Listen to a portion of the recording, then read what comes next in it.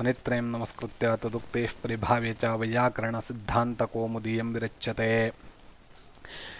खट्वाक्षेपे इति सूत्रे वयं सम्प्रति स्मः। खट्वारूढो जाल्मः नित्यसमासः अयं न हि वाक्येन निन्दा गम्यते, वाक्येन निन्दा न अवगम्यते। खट्वाम् आरूढः इति वाक्यं हि गृहस्थाश्रमिणि निन्दां न गमयति। खट्वारूढः इति समासस्तु रूढ्या निन्दां गमयति ब्रह्मचारिणे। अग्रे सूत्रमस्ति सामि। सामि इति एकपदं सूत्रं। सामि इति अव्ययम् अर्धे इत्यस्मिन् अर्थे वर्तते। सामि इत्युक्ते अर्धम् इत्यर्थः। सहसुपा विभाषा तत्पुरुषः इति च अधिक्रियते। स्वयं तेन इति पूर्वसूत्रात् कतेन इति तृतीयान्तं पदम् अनुवर्तते। अत्र द्वितीयाश्रितातीतपतितगतात्यस्तप्राप्तापन्नैः इति सूत्रात् द्वितीया इति नानुवर्तते। यतोहि सामि इति अव्ययं, सामि इति अव्ययस्य द्वितीयान्तं तृतीयान्तम् इत्यादि व्यवहारः नास्ति। एवञ्च सामि इति सूत्रस्य अर्थः सामि इत्यव्ययं तान्तप्रकृतिकसुबन्तेन समस्यते सः तत्पुरुषः। अत्र विभाषा इति वर्तते। सामि इत्यव्ययं तान्तप्रकृतिकसुबन्तेन सह वा समस्यते सः तत्पुरुषः। उदाहरणं तावत् सामि कृतम् इति। सामि कृतम् इति लौकिकविग्रहवाक्यं। सामि सुकृतसु इति अलौकिकविग्रहवाक्यं। सामि सुकृतसु इति स्थिते सामि इति सूत्रेण समासः। सामि सामि इत्यव्ययं तान्तप्रकृतिकसुबन्तेन सह समस्यते। समासे सुपोधातुप्रातिपदिकयोः इत्यनेन सुब्लुक् सामि कृत इति जातम्। इदानीं सामि इति सूत्रे प्रथमा विभक्त्यन्तेन निर्दिष्टम्। अतः प्रकृते तद्वाचकं पदं सामि इति। अतः तस्य उपसर्जनसंज्ञा, उपसर्जनसंज्ञायां पूर्वनिपातः सामीकृता। विशिष्टात् कृत्तद्धितसमासाश्च इत्यनेन प्रातिपदिकसंज्ञायां सुबुत्पत्तौ सामीकृता सु नपुंसकलिङ्गे सु इत्यस्य स्थाने अतोम् अदन्तप्रातिपदिकात् सोमोरं स्यात् इति अमादेशे सामीकृता अम् इति जातम्। इदानीम् अमि पूर्वः अकः अमि अचिपरे पूर्वरूपमेकादेशः स्यात् इति पूर्वरूपे सामीकृतम् इति रूपं सिद्ध्यति। इदानीं सामि इति अव्ययमस्ति। सामि कृतं समासः भवति चेदपि सामि कृतं, समासः न भवति चेदपि सामि कृतं। कः विशेषः इति चेत् सामीकृतस्य अपत्यम् इति विग्रहे इदानीं तद्धितः ई प्रत्ययः सामि कार्त् यदि समासः नाश्रियते सामि कार्तिः इति स्यात्, सामि कृतिः इति न स्यात्। अतः अत्र समासः वक्तव्यः। एतादृशम् उदाहरणम् अस्माभिः पूर्वमपि दृष्टमस्ति। कुत्र?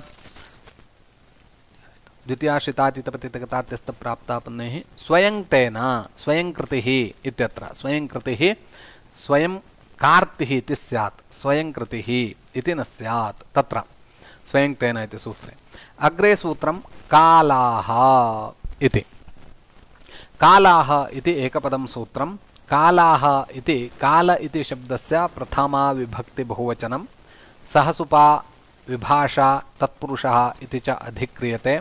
स्वयं तेन इति सूत्रात् कृतेन इति तृतीयान्तम् अनुवर्तते। कालाः इति सूत्रे तु द्वितीयाश्रितातीतपतितगतात्यस्तप्राप्तापन्नैः इति सूत्रात् द्वितीया इति पदम् अनुवर्तते। तत् कालाः इत्यत्र अन्वेति। एवञ्च कालाः इति सूत्रस्य अर्थः कालवाचकं द्वितीयान्तं सुबन्तं क्तप्रत्ययान्तप्रकृतिकसुबन्तेन सह वा समस्यते सः तत्पुरुषः इति अस्य सूत्रस्य अर्थः। उदाहरणं मासप्रमितः प्रतिपच्चन्द्रः इति। मासप्रमितः इति समासः। प्रतिपच्चन्द्रः इत्यत्र तात्पर्यानुवादकं तद्वाक्यं। मासप्रमितः इत्यत्र समासः वर्तते। मासं प्रमितः इति लौकिकविग्रहवाक्यम्।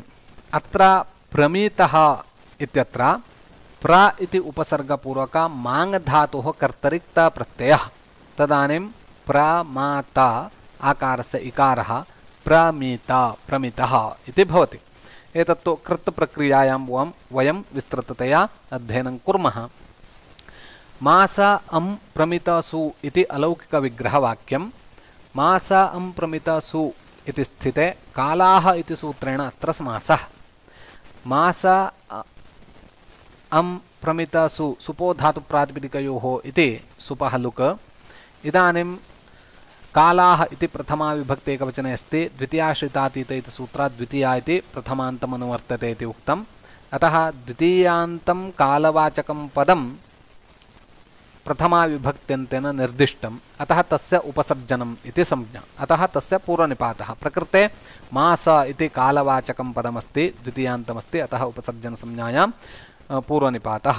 मासप्रमिता विशिष्टात् कृत्तद्धितसमासाश्च इति प्रातिपदिकसंज्ञायां प्रथमा विभक्ति एकवचने सोजस् इत्यादि सूत्रेण सुप्रत्यये मासप्रमिता सु उकारस्य उपदेशे जनुनासिके तु इति जातं। ससजुषोरुः इत्यनेन ऋत्वे अनुबन्धलोपे मासप्रमितर् इति जातं।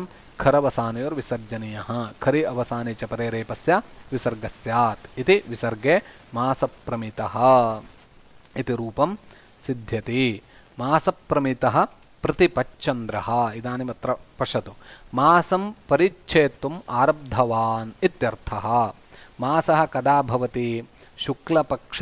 शुक्लपक्षस्य प्रतिपत् आरभ्य नूतन मासः आरभ्यते। अतः मासप्रमितः प्रतिपच्चन्द्रः। प्रतिपच्चन्द्रः मासं परिच्छेत्तुं मासं विभागं कर्तुम् आरब्धवान् इत्यर्थः। मासं विभक्तुम् आरब्धवान् इति। अग्रे अत्यन्तसंयोगे च इति सूत्रम्। अत्यन्तसंयोगे च इति पदच्छेदः द्विपदं सूत्रम्। अत्यन्तसंयोग इति शब्दस्य अत्यन्तसंयोगे इति सप्तमी विभक्ति एकवचनं च इति अव्ययम्। अत्यन्तश्चासु संयोगश्च अत्यन्तसंयोगः इति अत्र कर्मधारयसमासः आश्रियते। सः सुपा विभाषा तत्पुरुषः इति च अधिक्रियते। अत्र द्वितीयाश्रितातीत इति सूत्रात् द्वितीया इति प्रथमान्तं पदमनुवर्तते। तदन्तविधिः कालाः इति सूत्रम् अनुवर्तते। एवञ्च अत्यन्तसंयोगे च इति सूत्रस्य अर्थः इत्थं फलति। अत्यन्तसंयोगे कालवाचिनः द्वितीयान्ताः। कालवाची स्यात् तत्कालवाची पदं द्वितीयान्तं स्यात्। अत्यन्तसंयोगः तत्र अस्ति चेत् सुबन्तेन सह विकल्पेन समासः भवति। स च समासः तत्पुरुषसंज्ञकः भवति। तत्पुरुषसमासः इति कथ्यते। यद्यपि कालवाचिनः द्वितीयान्ताः सुबन्तेन सह वा समस्यन्ते, कालाः इति सूत्रेणापि एतदेव उच्यते। किमर्थम् अत्यन्तसंयोगे इति पुनः आरभ्यते इति चेत् कालाः इति पूर्वसूत्रेण सिद्धे अक्तान्तार्थम् इदं सूत्रम्। पूर्वं तु स्वयं तेन इति सूत्रात् तेन इति तत्र अनुवर्तते स्म। कालाः इति सूत्रे अनुवर्तते। किमिति? स्वयं तेन इति सूत्रात् तेन इति अनुवर्तते। अतः कालाः इत्यनेनैव सिद्धे अत्यन्तसंयोगे च इति सूत्रम् अक्तान्तार्थम्। क्तान्तप्रकृतिकसुबन्तेन इति नियमः नास्ति। क्तान्तं वा भवतु अक्तान्तं वा भवतु, द्वितीयान्तं कालवाची सुबन्तं अत्यन्तसंयोगे गम्यमाने सुबन्तेन सह विकल्पेन समस्यते इति। उदाहरणं मुहूर्तं सुखम् इति। अत्र कालाध्वनोरत्यन्तसंयोगे इति सूत्रेण द्वितीया विभक्तिः भवति। तत् सूत्रं कारकप्रकरणे वर्तते। भवतु इदानीं कालाध्वनोरत्यन्तसंयोगे इत्यनेन द्वितीया इति अवगच्छतु। मुहूर्तं सुखम् इति लौकिकविग्रहवाक्यं। मुहूर्त अं सुख सु इति अलौकिकविग्रहवाक्यं। मुहूर्त अं सुख सु इति स्थिते अत्यन्तसंयोगे च इति सूत्रेण समासः। सुपो धातुप्रातिपदिकयोः इत्यनेन सुपः लुक् मुहूर्तसुख इति अस्ति। अत्र मुहूर्त इति कालवाची वर्तते। द्वितीयान्तं कालवाची इति अत्यन्तसंयोगे च कालाः इति अनुवर्तते पूर्वसूत्रात्। अत्यन्तसंयोगे इति सप्तम्यम् अस्ति। अतः कालवाचकस्य उपसर्जनसंज्ञा प्रकृते कालवाचकं मुहूर्त इति वर्तते, अतः उपसर्जनं पूर्वमित्यनेन पूर्वनिपातः मुहूर्तसुख इति जातम्। इदानीं विशिष्टात् प्रातिपदिकसंज्ञायां प्रथमा विभक्ति एकवचन विवक्षायां सुप्रत्यये मुहूर्तसुख सु इति अस्ति। सु इत्यस्य अतोम् अदन्तात् अङ्गात् परस्य सुमोरं स्यात् सु इत्यस्य अमादेशे अमिपूर्वः इत्यनेन पूर्वरूपे मुहूर्तसुखम् इति। मुहूर्तव्यापी सुखम् इत्यर्थः। सुखं मुहूर्तव्यापी क्षणम् इति। अत्यन्तसंयोगः अत्र वर्तते। एवञ्च द्वितीया तत्पुरुषसमासाः समाप्ताः। अग्रे अस्माभिः तृतीयतत्पुरुषसमासाः अध्येतव्याः सन्ति। तदर्थं सूत्रमाह तृतीया तत्कृतार्थेन गुणवचनेन इति। तृतीया तत्कृत अर्थेन गुणवचनेन इति पदच्छेदः चतुष्पदात्मकं सूत्रम्। अत्र जागरूकैः भाव्यं। परीक्षायाम् एतत् सूत्रं प्रष्टुम् अवसरः वर्तते। तृतीया इति प्रथमा विभक्ति एकवचनं, तत्कृत इति लुप्ततृतीया विभक्ति एकवचनं। तत्कृतेन इति पाणिनिना वक्तव्यमासीत्, किन्तु तत्कृत इति तेन उक्तम्। अर्थेन इति तृतीया विभक्ति एकवचनम्। अर्थ इति शब्दस्य गुणवचनेन इत्यपि गुणवचन इति शब्दस्य तृतीया विभक्ति एकवचनं। तृतीया इत्यनेन तृतीयान्तं विवक्षितं। तृतीया इत्युक्ते यथा द्वितीया इत्यस्य अम् औट् शस् इति त्रयः प्रत्ययाः गृहीताः, तद्वत् तृतीया इत्यनेन टाभ्यां भिस् इति त्रयः प्रत्ययाः गृह्यन्ते। अतः प्रत्ययग्रहणपरिभाषया तदन्तं गृह्यते तृतीयान्तम् इति। तत्कृत इत्यत्र तत् इति शब्देन तृतीयान्तपरामर्शिना तदर्थः लक्ष्यते। तत् इति सर्वनामपदं वर्तते। सर्वनाम्नः प्रधानतया पूर्वपरामर्शित्वम् इति उच्यते। तत् अस्ति चेत् तस्मात् पूर्वं किं जातं? रामः वनं गतवान्, सः तत्र निद्राणवान् इति अस्ति चेत् सः इत्युक्ते सः कः? पूर्ववाक्ये यः सः एव रामः। तद्वत् प्रकृते तृतीया तत्कृत इत्यत्र तत् इत्यनेन तृतीयान्तं गृह्यते। तत्कृत इत्येतत् च गुणद्वारा गुणवचने अन्वेति। तृतीयान्तं तृतीयान्तार्थकृतः यः गुणः, सूत्रार्थः तृतीयान्तं तृतीयान्तार्थकृतः यः गुणः। तृतीयान्तार्थ अत्र प्रयोजनवाची। तृतीयान्तप्रयोजनकृतः यः गुणः तद्वाचिना समस्यते इति एकं वाक्यम्। एकः अर्थः। अर्थशब्देन च तृतीयान्तं समस्यते इति। शङ्कुलाखण्डः धान्यार्थः इति उदाहरणम्। शङ्कुलया खण्डः इति लौकिकविग्रहवाक्यं। शङ्कुलाटाखण्डसु इति अलौकिकविग्रहवाक्यं। शङ्कुलाटाखण्डसु इति स्थिते तृतीया तत्कृतार्थेन गुणवचनेन इति सूत्रेण अत्र समासः। सुपो धातु इत्यनेन टासु इत्येतयोः लुक्। अत्र तृतीया तत्कृत इत्यत्र तृतीया इति प्रथमा विभक्त्यन्तेन निर्दिष्टं। तद्वाचकं पदं प्रकृते शङ्कुला इति, अतः तस्य उपसर्जनसंज्ञा। उपसर्जनं पूर्वमित्यनेन पूर्वनिपातः। शङ्कुलाखण्ड विशिष्टात् कृत्तद्धितसमासाश्च इत्यनेन प्रातिपदिकसंज्ञायां सुप्रत्यये ससजुषोरुः इत्यनेन ऋत्वे खरवसानयो इत्यनेन विसर्गे शङ्कुलाखण्डः इति रूपं सिद्ध्यति। अत्र पश्यतु, तृतीयान्तं शङ्कुलया इति तृतीयान्तं। तृतीयान्तार्थकृत यः गुणः, शङ्कुलार्थं शङ्कुलप्रयोजनाय, शङ्कुलः नाम कश्चन काष्ठविशेषः, तादृशकाष्ठविशेषनिर्माणाय तादृशकाष्ठविशेषप्रयोजनाय अयं खण्डः अथवा इदं खण्डम्, अयं खण्डः नाम महान् वृक्षविशेषः, महान् वृक्षखण्डविशेषः, तादृश बृहत् वृक्षखण्डविशेषं स्वीकृत्य तत् सम्यक् कर्तनं कृत्वा शङ्कुलायाः निर्माणं क्रियते। इदानीम् उदाहरणे समन्वयं करोतु सूत्रार्थस्य।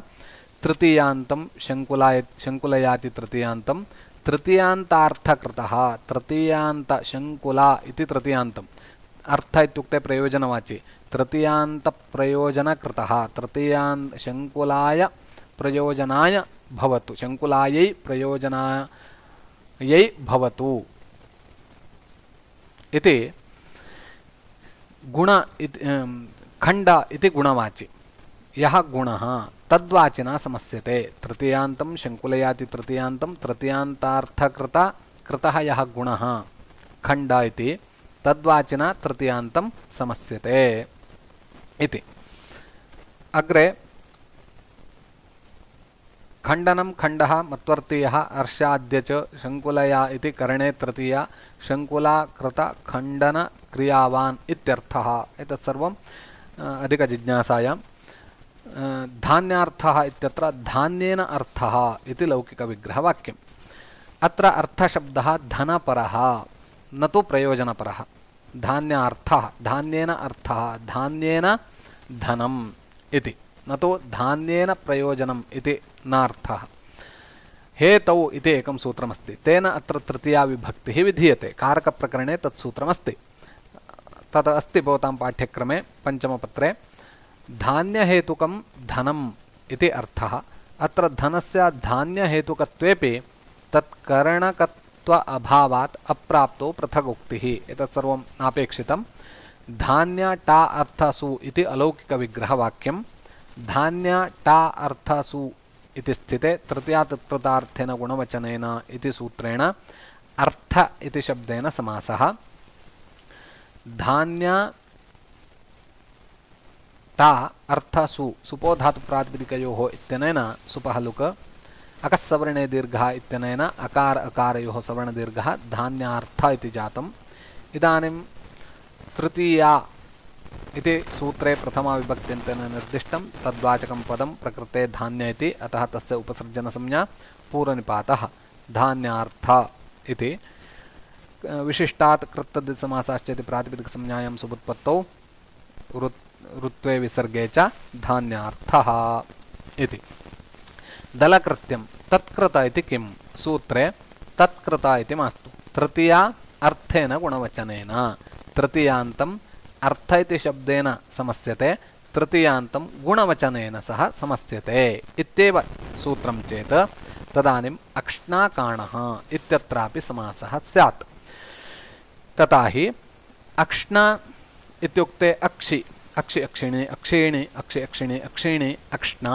इति वर्तते अक्ष्णा इत्युक्ते नेत्रेण इत्यर्थः काणः इत्युक्ते कण उन्मीलने इति धातुः घञ् प्रत्ययः काणः अक्ष्णाकाणः अत्र तृतीयान्तम् अक्ष्णा इति तृतीयान्तार्थकृतगुणशब्दः न अत्र काणत्वेन अयम् अन्धः न जातः रोगादिना अयं काणः जातः अक्ष्णाकाणः इत्यत्र यथा शङ्कुलया खण्डः इति खण्डः इति गुणवाची शङ्कुलप्रयोजनाय शङ्कुलं निर्मातुं खण्डः शङ्कुलाय खण्डः तद्वत् अक्ष्णाकाणः इत्यत्र अक्ष्णाकाणत्वं न कृतम् अक्ष्णाकाणत्वं काणत्वं नाम किमुच्यते अक्षि दोषः अक्ष्णा नेत्रेण अक्षिदोषः न कृतः किन्तु रोगादिना अक्षिदोषः जातः इति अतः अत्र तत्कृत इति नास्ति चेत् अत्रापि समासः स्यात् अतः तत्कृत इति वक्तव्यं तत्कृत इति उच्यते चेत् अत्र तृतीयान्तार्थकृतगुणवचनत्वं नास्ति इति कृत्वा समासः न भवति गृहकार्यं अत्र गुणवचन गुण इति शब्देन कः गुणः स्वीक्रियते इति किञ्चित् वक्तव्यं तत्र तत्त्वबोधिनिकारः कथयति सत्त्वे निमिषते अपैति पृथक् जातिषु दृश्यते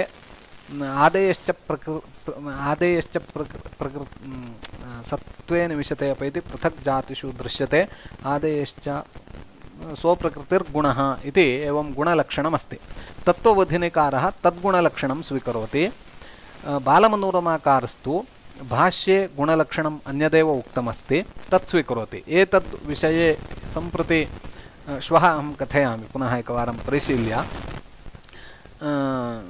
ओतो गुणवचनात् इति सूत्रे स्त्रीप्रत्ययप्रकरणे तत्र व्याख्याने एतद्विषये सम्यक् उपलब्धिः, अयं विषयः उपलभ्यते।